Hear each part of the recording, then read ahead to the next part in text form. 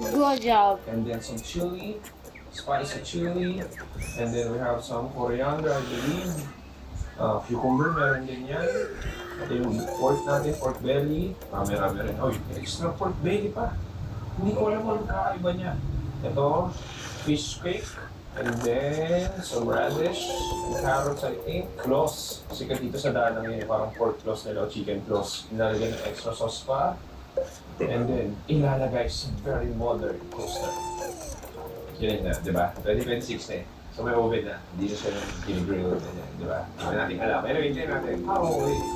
So pagka-grill, pagka-toast doon, binalik agad dito sa ano, parang griller nila. So i-grill din pala siya.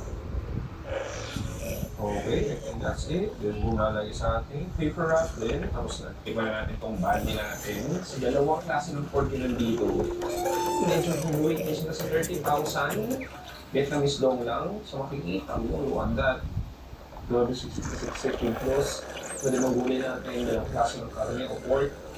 Tapos excited na ako. Cheers!